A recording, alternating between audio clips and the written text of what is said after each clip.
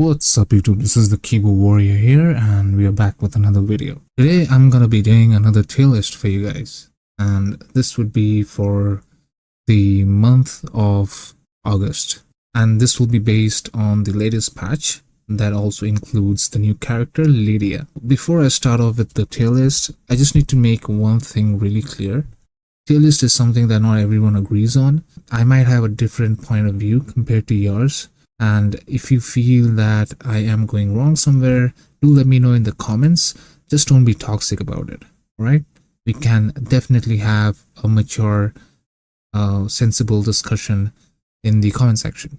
And also, you need to understand that skill beats tier list any day.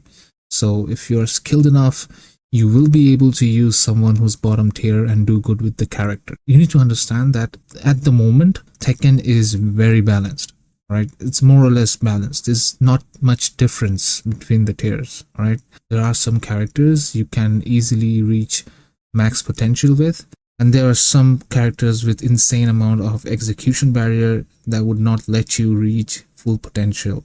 Anyways, with all that being said, let's start off with the tier list. I'll try to keep the explanations really short so that it's easier for you to follow.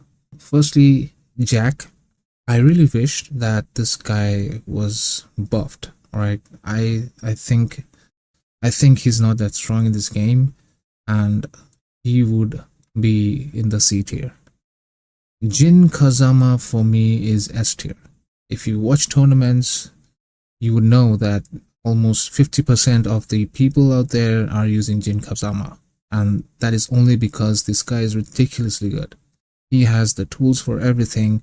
Like, he has got the answer to everything in this game, right? He has great poking, great range. His heat smash is like broken, and they also dumbed him down a little bit so that newcomers could enjoy playing with this character. But yeah, Jin is extremely strong. Jun Kazama, I would say, is average right now. She is nerfed a lot. I feel at the moment she's very average. You know, she used to be an S tier before, but I don't think that is the case now. Kazuya, however, is extremely strong now, right? He is a 50-50 machine right now with all the buffs that he has got, and I would say I would easily put him in the A tier. The Kazuya players are going insane with his new buffs right now. Yeah, A tier. King, again, one of the most overpowered characters in the roster at the moment. And I know King mains would be like, you just need to learn your throw breaks. But then again, I see players like Arsalan, I see players like Ni, I see players like JDCR getting thrown because how overpowered throwing is in this game. Like, if you're playing someone like King who has like throw mix-ups, you're obviously gonna do well, right? If you ask me, I would say King is super cheap at the moment, right? Now, you can hate me for this, King mains can hate me for this, but that's how it is. King is cheap. Lars is okay.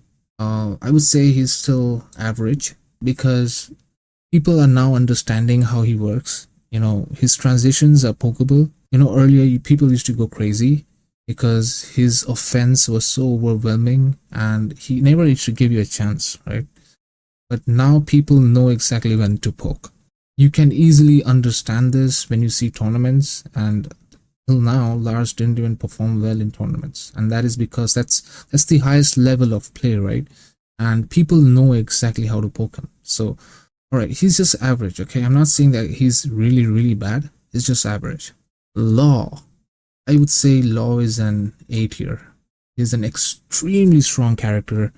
We also saw a glimpse of double winning a tournament with Law, and this character is so ridiculously strong at the moment, especially because DSS being easier, you can perform DSS like crazy. There's literally no skill involved in DSS anymore. But yeah, Law is an extremely strong character. If you know what you're doing, if you're just not mashing like crazy, Law is super strong. His friend Paul, however, is suffering big time. I know they buffed him, they gave him a new move, new chargeable move, 1+2, I guess it's the forward 1+2, and it doesn't really work for him. He's good in heat mode, but other than that, I don't see Paul being that strong anymore. Maybe his damage is ridiculously strong. I personally feel that he's still bottom 10. They could have done better. They added a new transition where he could transition into deep dive from backsway, but still that's pokeable. You don't get away with spamming while standing 1-2s all the time. Paul, I think they need to buff him even more. Nina, okay, arguably one of the best characters at the moment, if not the best. But she's definitely up there. Immense pressure. People think that she's easy to play, but I don't. All right. Yes, there's an aspect of a game which is very easy, but then if you want to play like Arslan does with all those pokes and everything, you have to practice a lot. Nina, I think Nina is S tier, no doubt. Shayu, I would say high A tier. Yep. She's still a little broken with her stance move where she can go under mids, and I don't really like that kind of stuff. So other than that, she's a walking 50-50. You never know. You just never know what she's gonna do next, especially if you're playing online against someone who's just mashing with. But honestly, if you ask me, she does knowledge check a lot of people. She used to be S tier, but I think right now she's A. Now we have Asuka, and I would put her in the mid tier, or maybe mid tier. Yeah. Asuka is fine in mid tier. I think her buffs are fine, but they don't really help the character that much. I think she's still average.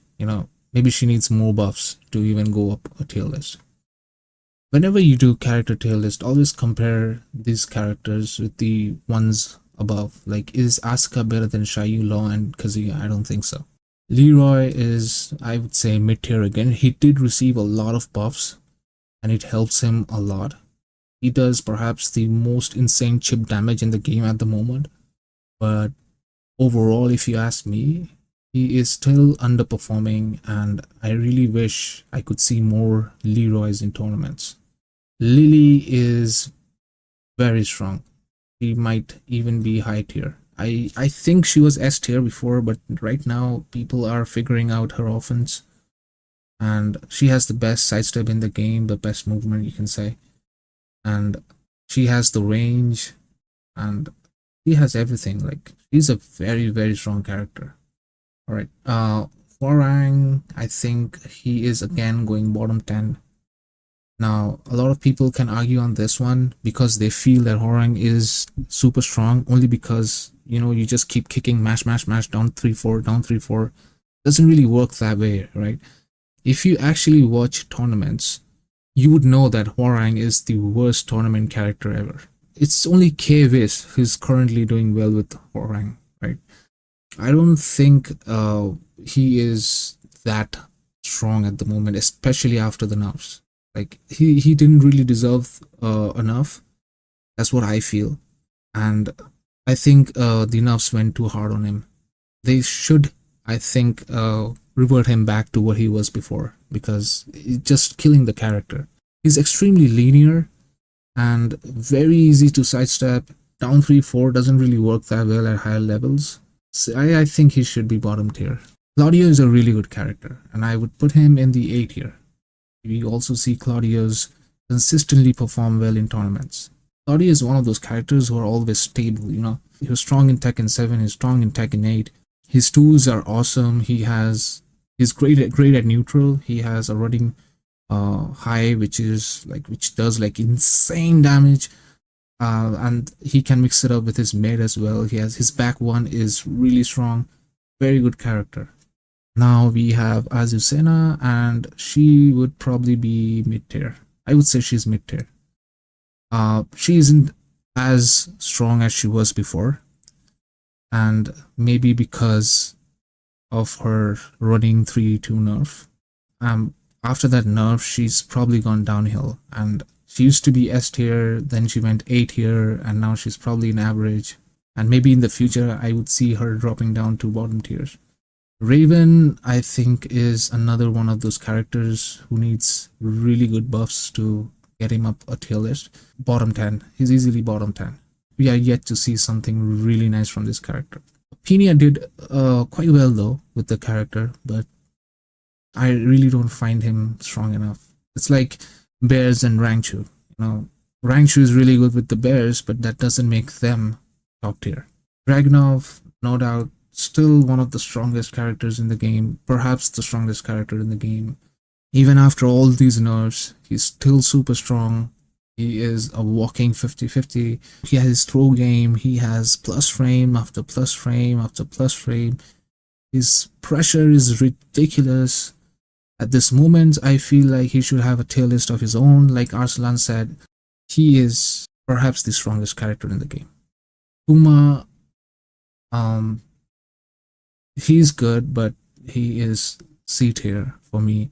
Once you know the matchup for Kuma, he's not that scary anymore. You can adjust to his gameplay. He's good in heat mode, but Kuma is fine. I wouldn't say he's C tier. Or maybe B tier. I don't know. For now, I'm keeping him in C tier. Leo would go mid tier for me. Yeah. Super linear though. If your opponent knows how to sidestep, he's gonna eat you for breakfast. This character is extremely linear. Also, the stance transitions are pokeable. Pressure game is okay. Very nice 50-50s, but has plenty of weaknesses that you can exploit. Shaheen is an extremely strong character. We are seeing Shaheens do so well consistently in every tournament. I used to have a very different opinion about this character before. Then I started labbing him and I started to understand how this character works, and he's super strong. We all saw how AK performed with Shaheen at Combo Breaker. Very strong character indeed. Steve is, I would say he's still mid tier. Yeah, I think he's still mid tier. He can be really good with his pressure. I think he needs more tools to be considered top tier, because I don't think Steve is better than these characters right here. Yoshi is one of the most confusing characters you can go up against. Almost every tool in the game. His low setups, mid, highs, everything. Like this guy is a full package.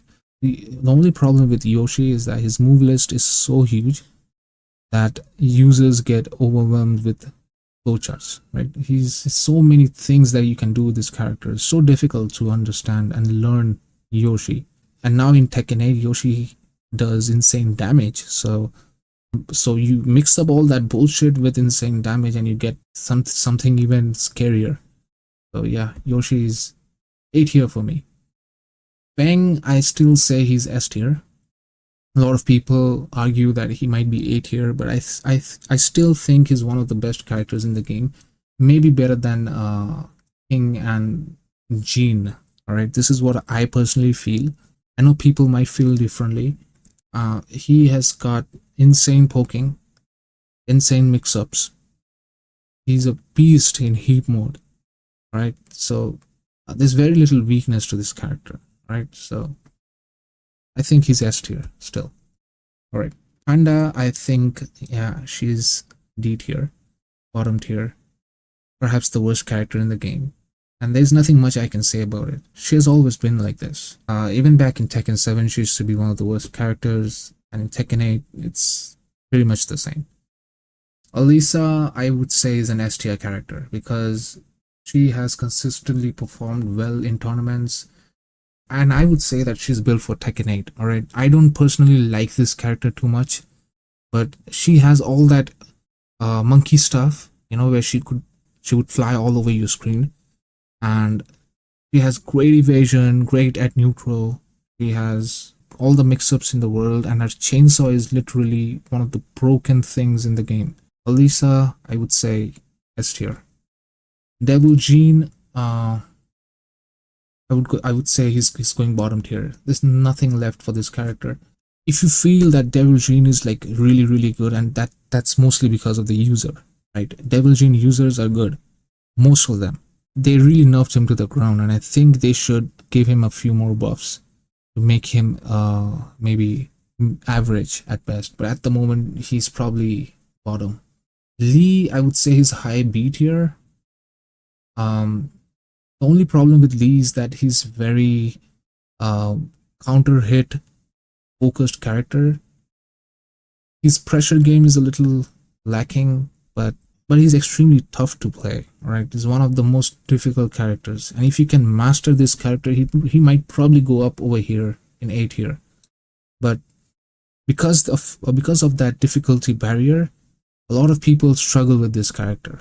Right, so I've seen so many great Lee players, and I could really say that they are very good fundamentally, because if you're playing Lee, you are challenging yourself. I think they might just need to buff him just a little bit. Other than that, his frame traps and everything, his mix-ups, all great. Next up, Zafina, and I would put her in mid tier. She's great, good mix-ups, and after her buffs, she's doing better. She used to be way better in Tekken 7. She used to be bottom tier, but I think now she's mid tier. Victor, I guess, yeah, mid tier. From S tier, this guy has dropped to the mid tiers. They have nerfed this character a lot, and rightly so, because all I see Victor players do is running move, running two, running two, running two, and that's it. Running two, power crush, running two, power crush. That's basically it. Easiest combos in the game, perhaps. Very easy to use, and overall, after all those nerfs, I don't think he's top tier anymore. He's mid tier. Brian, again, a very difficult character to play, and I would keep him in mid tier because of that difficulty barrier. If you can overcome that completely, let's say you are godlike with Brian, he would probably go up 8 tier, but right now I think he is mid tier. Reina, she's high 8 here for me. Yeah, she's high 8 here for me. Very strong character. She has perhaps the most annoying pressure in this game. Like, Reina players don't really stop mashing. This is what I find online. I'm not talking about tournament. Obviously, they're not gonna mash in tournaments, but if we consider the overall play, I think Reina, is still very, very strong. Very strong. Alright, Eddie, I would say, is mid tier. Yeah. He has great 50-50 in this game, alright? But if you have labbed this character, you would know how weak he is. In between stances, he's pokeable, but a lot of people who have not labbed the character think that he is probably one of the best in the game, but he's not actually. And that is only because you have not labbed the character, and I don't blame you, because Bandai is very smart. They put a must lab character as DLC so that you buy him, and that is extremely good business strategy, I should say. Eddie is average. If you see Zhonding going crazy with him, and that's only because he's Zhonding. Alright, he is great. He's great at the game. He understands Tekken. He's great at the game, and I'm pretty sure if you give him the worst character in the game, he would still do well. And that is because of his own skill. We need to give credit to the user sometimes, Eddie is mid tier at best. If anyone's telling you he's top tier, don't listen to them. Alright, Lidia, I would say C tier.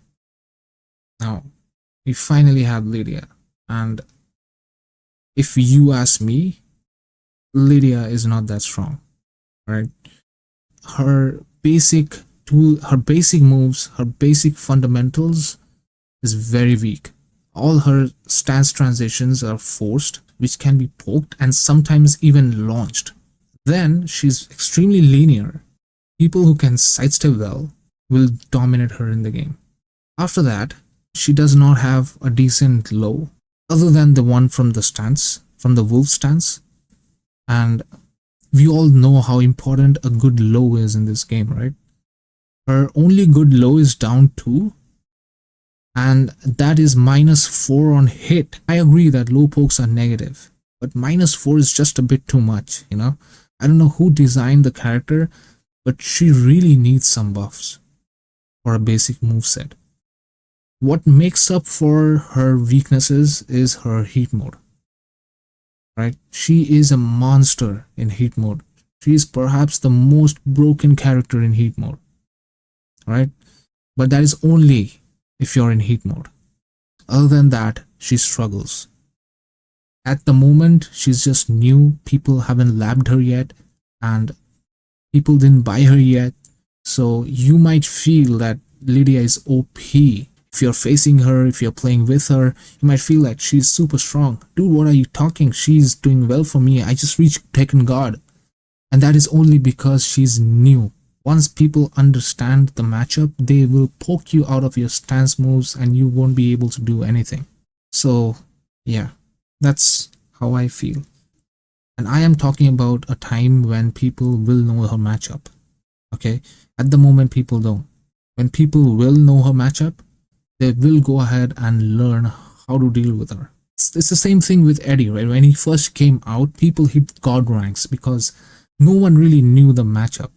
I'm not saying that it's the first time Eddie's been in Tekken. He's been there forever, okay? But he wasn't there initially, right? So there was a gap, and people tend to forget matchups, right? It's kind of the same with Lidia. She's been there in Tekken 7, but because of the gap, people tend to forget the matchup. So overall, if you ask me, she is not very impressive. Alright, so let's do some final adjustments and see how the list turns out.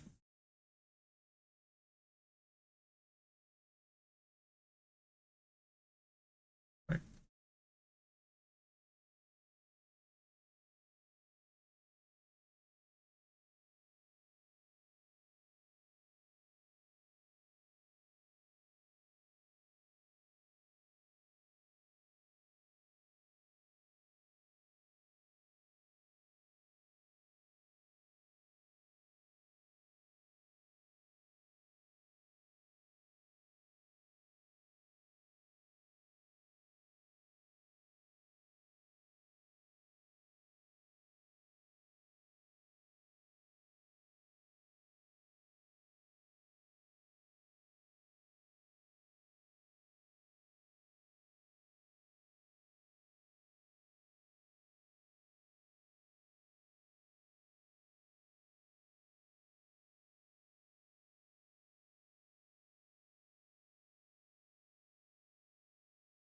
Alright, so this is my final list.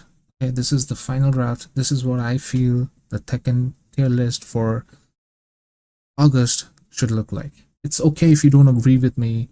Don't be toxic. Go ahead, comment down below. If you agree to this list, please make sure you hit that like button. If you want to comment, go ahead, comment something nice. You know? And if you think there is something wrong with the tier list, go ahead and let us know in the comment section. Just don't be toxic. Be respectful, right? As I always say, tier lists are not something that everyone agrees on. Everyone has their own views. I might feel, Gene is S tier. You might feel he is A tier. There would always be difference in opinion because we are different people and we perceive the game differently. So there will be a difference in opinion. As long as we are respectable about each other's opinion, we can have a nice, healthy conversation and a good, non-toxic fighting game community. Right? So that will be it. If you haven't subscribed to the channel yet, and if you're looking for more Tekken 8 guides, go ahead, hit that subscribe button. And thank you so much for watching. I'll see you again in the next one.